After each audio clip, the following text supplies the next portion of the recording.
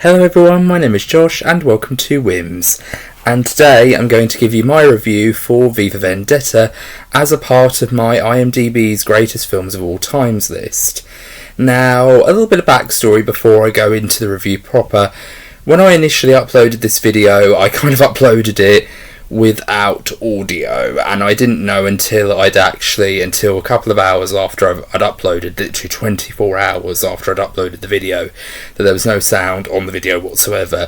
So I've taken down my initial video, which is mostly mute. It's almost like a silent review, except without the sepia toned imagery.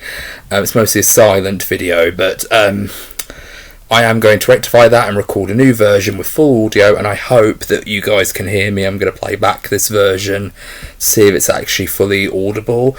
But yeah, that's my big mistake, and I'm now rectifying it now. But I was kind of frustrated and kind of annoyed because I'd originally got the review done, and I thought that's great. It can now move on to other videos and other content, but now I have to re-record this video. But it's okay because now it's been rectified, so now I can record this video proper. For Vendetta is a 2005 film directed by John McTeague, who is an Australian director who worked with the writers of this film, the Wachowskis, in the Matrix trilogy, and now he kind of gets the opportunity to really flex his actual directing muscles directing this film. And For Vendetta basically takes place in a alternate universe, Great Britain, where the good majority of the country is being overrun by fascist government, and this government is being headed by a man called Adam Sattler, played by John Hurt, and many people now have sort of seen to the fact that this entire government is basically fascist. But what's very interesting is there's a huge build-up to this. There's a lot of paranoia and a lot of, dark, horrible things that happen before Adam Sattler's government ends up, becoming prominent in the story. But there's a lot of backstory there. And what's essentially happened is, after a nuclear fallout, or a nuclear war, or a chemical war involving heavy toxins, which a lot of Sattler's government had often, credited as being sort of like a biological war and a holy war that he mostly targeted towards immigrants and people who share different religions to his government, because his government is mostly Christian and Catholic. He often blamed a lot of the chemical warfare on, other more immigrant groups and various other, multi-ethnicity groups and other things like that for the chemical fallout. So they end up creating a program where they take various different people of various different sexual orientations and various different cultural ethnicities and various religious groups to these camps. They throw bags over their heads, and they basically take them to these camps that they're experimented on, and if they don't meet the test requirements, they are killed rather mercilessly. That's the setup for this particular film, because the rest of the film essentially is one man named V, who dresses up in a Guy Fawkes mask and a cape, going around and essentially giving the giant middle finger to Sattler's government, and that's effectively what the entire film is about. And along the way he meets a young girl by the name of Evey, played by Natalie Portman, who, when we first meet her, she's kind of just minding her own business.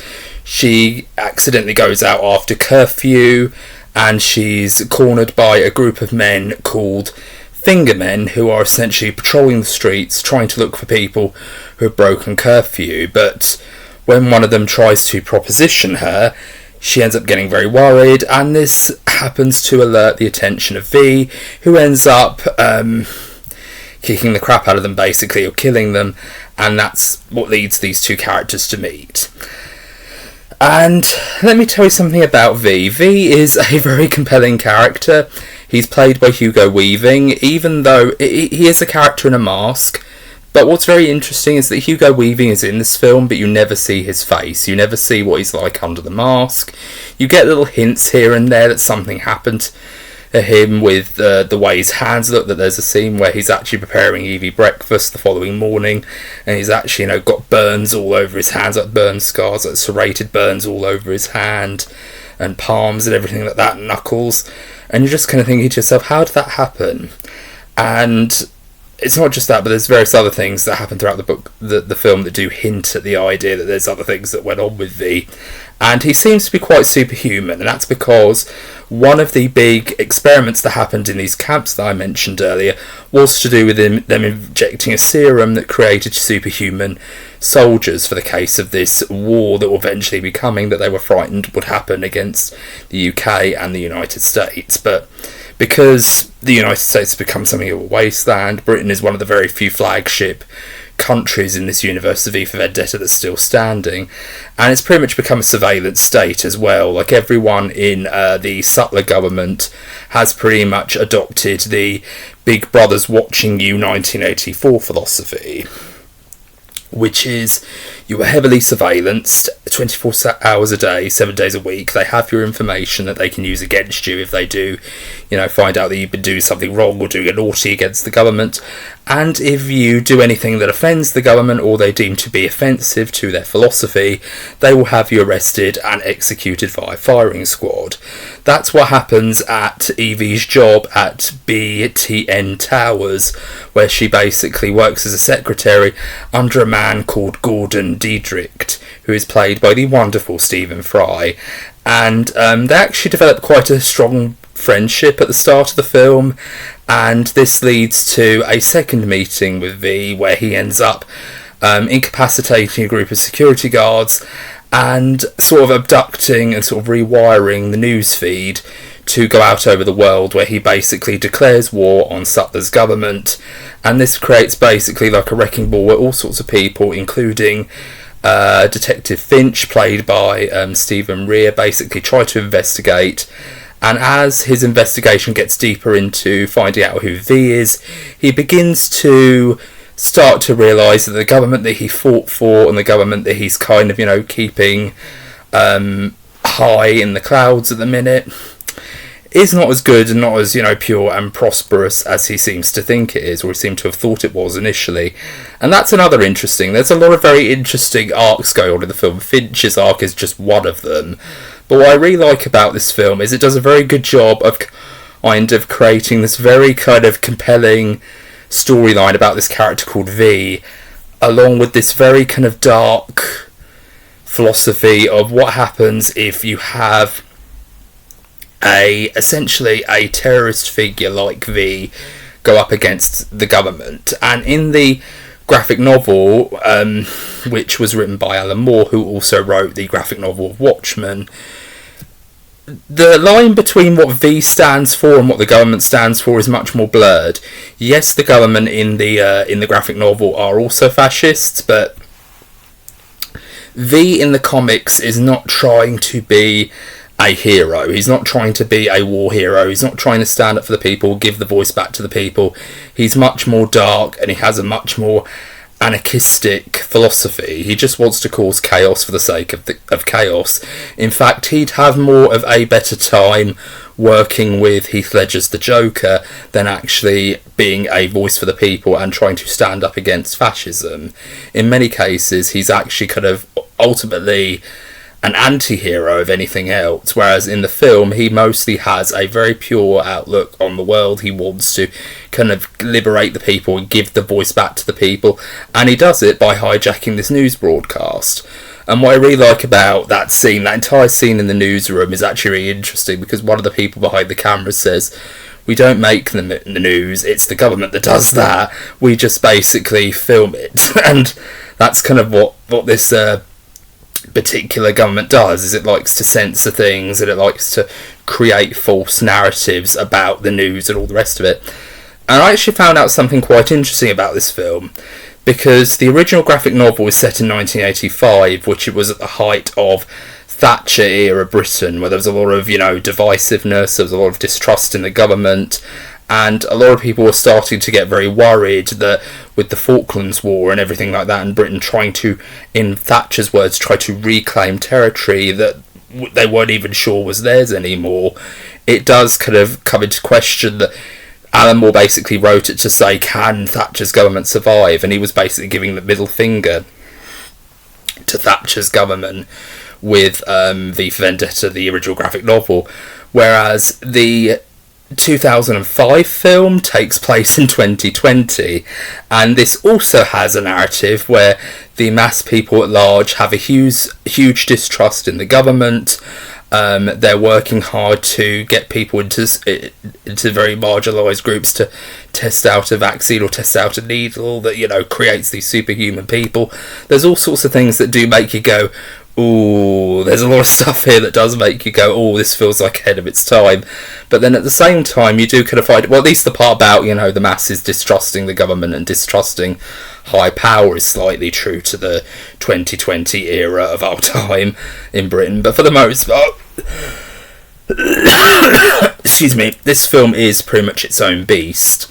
But what I really like about this film, what this film does very well, is it does a very good job of kind of feeling like V is not a good person. He does have these very dark ways of dealing with things, but you do feel like he has enough of a warm personality to make you kind of think, oh, I can root for this guy. And also he's played by Hugo Weaving, who is one of the most charismatic and sophisticated people, or sounding people, that you could ever hope to meet. Like, whenever he is in a role, he always feels like he brings 100% to a role. Even if he's just playing a small part, you really do feel like he's giving it his all in that part.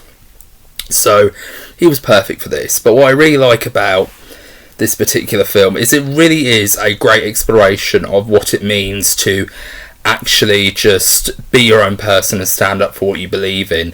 And I think V does a very good job of doing this, because even though he does risk a lot of lives, and he does risk even more lives, and he does do a lot of shady things, particularly to Evey, when she gets embroiled in a controversy involving Gordon, where he basically shoots a sketch of his television show where he brings Sattler onto the stage, and he basically mocks him for how he handles the capturing of V, and it's essentially staged like a Benny Hill style sketch where Sattler's drinking the milk that he likes to, you know, drink because he feels like it's very comfortable and everything like that. But then at the same time, V's kind of like going around like tying his shoelaces and giggling behind the camera and, like, you know, being very mischievous, and the Benny Hill music's going, and then V gets unmasked and it turns out to be Sattler, and they're like going, guards, shoot him, no, shoot him, I'm Sattler, and things like that, like very cartoony. And this doesn't actually get the positive praise from Sattler that anyone was hoping for, because the Fingermen and the government at large, headed by a man by the name of Macready, apprehend Gordon and actually beat him up and drag him away. But while Evey's trying to get away, she gets captured by someone who is also supposedly another agent of the government, and this is where she's imprisoned. And it's during this scene that we find out that Evey has been corresponding with a woman by the name of Valerie, and she starts to read her story on toilet paper about how she grew up in 1985 and how she had a girlfriend and how she basically was growing up in a world where that sort of thing just wasn't acceptable. So when she came out to her parents, they disowned her. And just that image of them throwing the photograph of her as a baby in the rubbish, it just kind of makes you think, wow, this is a really dark, you know, storyline to sort of, you know, give this character, you know, the sense of you need to stand up for what you believe in. And when the story is over, because it turns out that she gets captured along with herself and her girlfriend, and she does go on when she gets older to become an actress, Valerie, but it's revealed that the one thing that they can't take away from you is your sense of self and your sense of identity and your sense of liberty. And if you lose that, that's when they've truly got you. So always stay true to yourself and always stay true to your beliefs, and that's the thing that will keep you going and keep you surviving. So when they keep asking her where V is, they keep asking Evey where V is, she says, I don't know. And and eventually she just goes, well, if you don't tell us where he is, we'll have to kill you. And then she just goes, I'd rather die than tell you where he is. And that's when it's revealed that V was behind the capture the entire time, and V actually built this entire dungeon to pretty much sort of, you know, simulate what it's like to be in these sorts of places, and essentially lock her in a cell to essentially make her crack to see if she could be trustworthy. And this all happened because during one of his assassinations of the people in high power, he ends up attacking someone who is a priest, who is also a bit of a sex pervert, and he disguises Evey in an outfit which is meant to, make him, want to, have sex with her, and it's really quite awkward and very cringeworthy. But what's very interesting about this scene is, even though this guy's a pervert, she still wants to save his life and saying, I'm actually here against my will, I'm actually, working for V, the terrorist, and he's actually come here to kill you, and he just thinks it's all a game, he thinks it's all foreplay, and it's very dark and very, awful. And I just thought, just let V kill him, love, you don't have to worry about him, but she does, and it's this moment that kind of makes me feel like, even though this V is different to the V from the comic, who is mostly amoral and a psychopath, this actually kind of is quite interesting, because a lot of people might say, with the way V is at the beginning of the film, when he's introduced, Evey to his shadow gallery, and he's sort of like talking about the Count of Monte Cristo, excuse me, and he's sitting there watching the film with her and quoting the film back to her, like, you could go find your own tree, and things like that, and he's like playing with his his fat armoured friend as he's like practicing his swordsmanship, and he's like pretending to get grabbed and strangled. He's like, and things like that.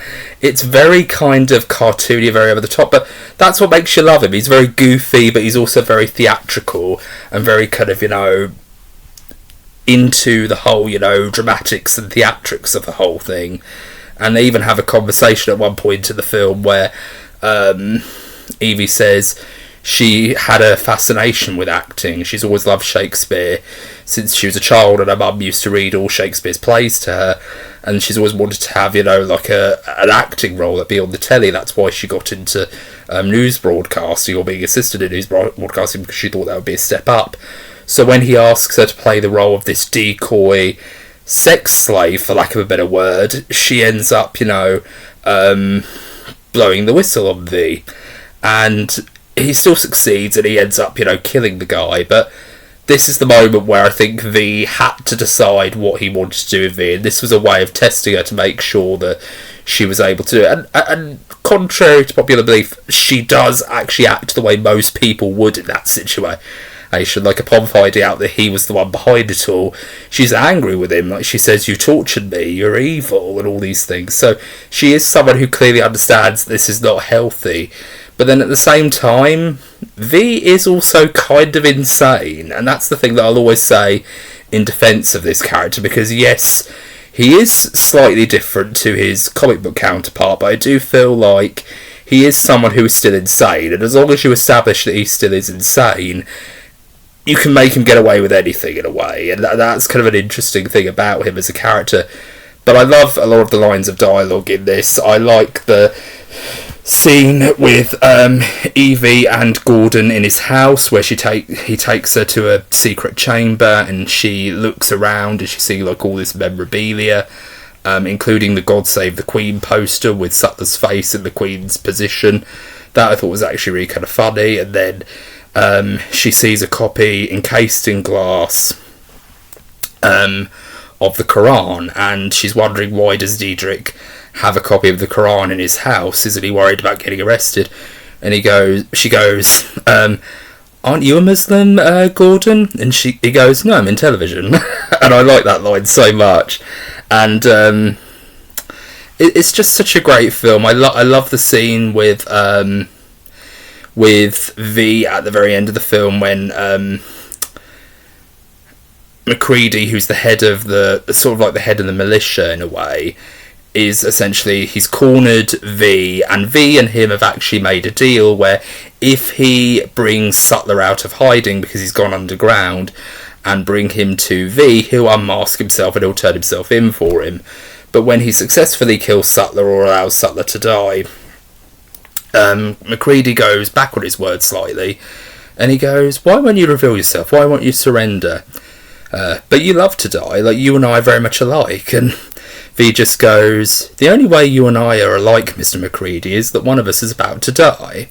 And he goes, how'd you figure that? And he goes, well, by the time you guys have finished unloading, unravelling your barrels, I'll have killed most of you in one single sweep. And it's very kind of dark and very very sinister, but you do get the fact that V is one of those characters who can do these things. But at the point where this happens in the film, he doesn't care if he's going to live or die. As far as he's concerned, he's already done his best to do what he needs to do to get the masses' attention. And what I really like about this particular fight scene is when he corners MacReady and kills all the guards. He says, when MacReady asks him, why won't you die? He says, because behind this mask, Mr. MacReady, is more than flesh. Behind this mask is an idea. And ideas, my friend, are bulletproof. And it actually ties into something that I think is rather interesting about the entirety of the film at large.